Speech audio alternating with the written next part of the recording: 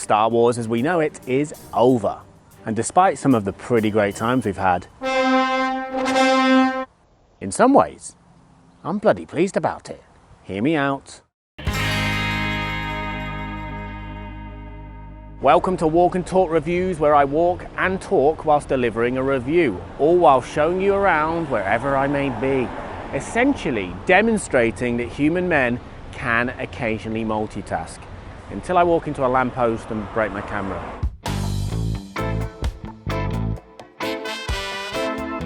So today I'm in Brixton, South London, birthplace of David Bowie, home to Eddie Grant's Electric Avenue, Guns of Brixton by The Clash.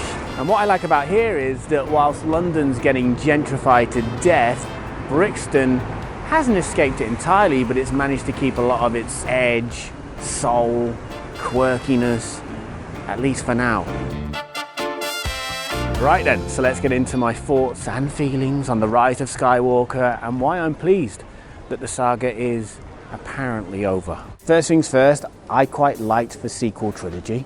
Go on, unsubscribe, stop watching and mess up my algorithm. I probably deserve it. I shouldn't. Do it. I shouldn't.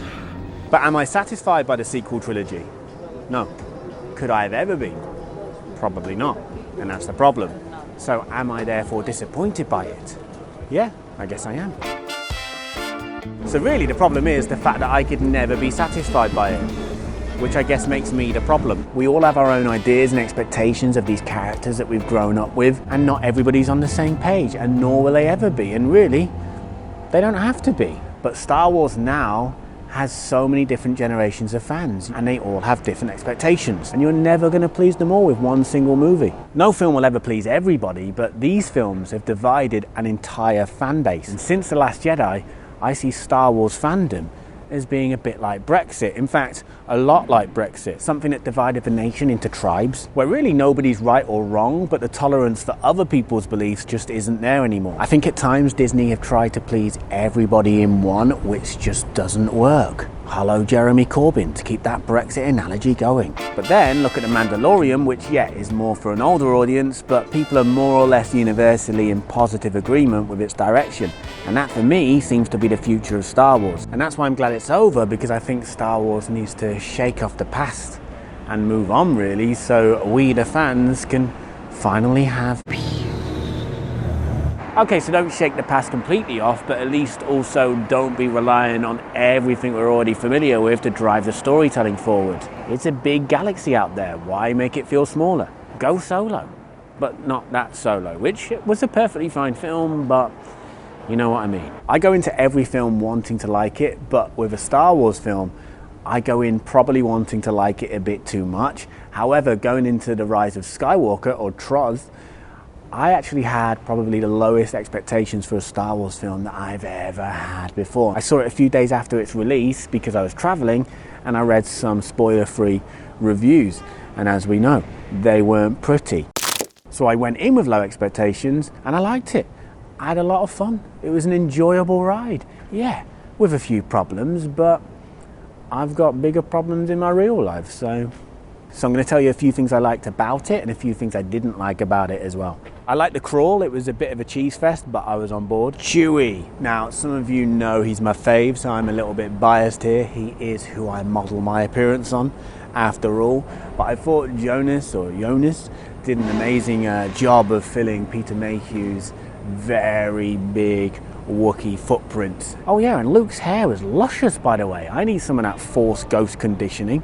I also like the performances. I think it was one of the best acted Star Wars films of all time, and even with some of the actors that we don't see that are behind masks, like Kerry Russell, and Anthony Daniels was absolutely brilliant. The action was cool as well, although Lando turning up behind Poe and everybody at the end like, beep beep, I'm behind you, that was kind of cheesy. But I like the idea that he possibly united the galaxy through his sexual powers or energy. Hello, what have we here? And I was genuinely surprised to see Han pop up, and I thought that worked really well.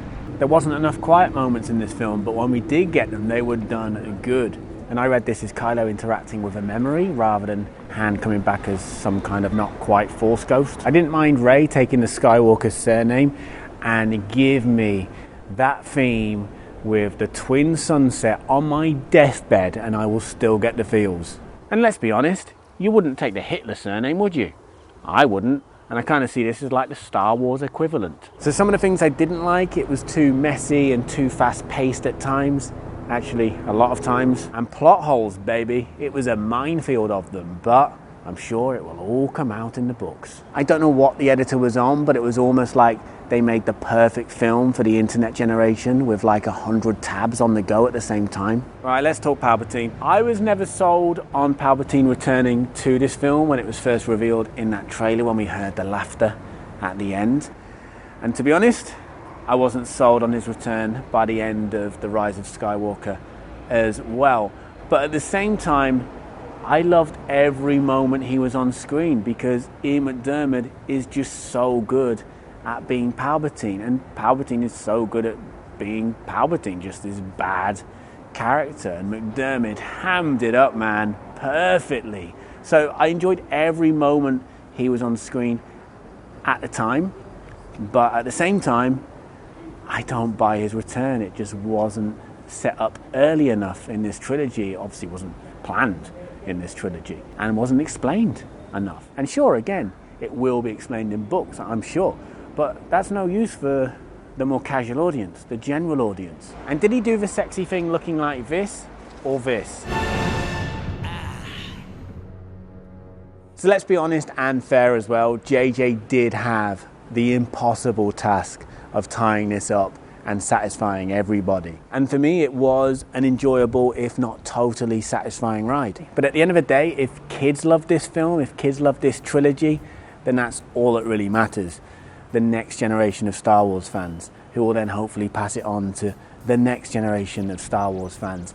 And I want Star Wars to go on forever, way beyond my time. But for now, whilst I'm alive, I'm looking forward to the new direction that Star Wars is hopefully taking, and The Mandalorian is a really good sign for where we're heading to.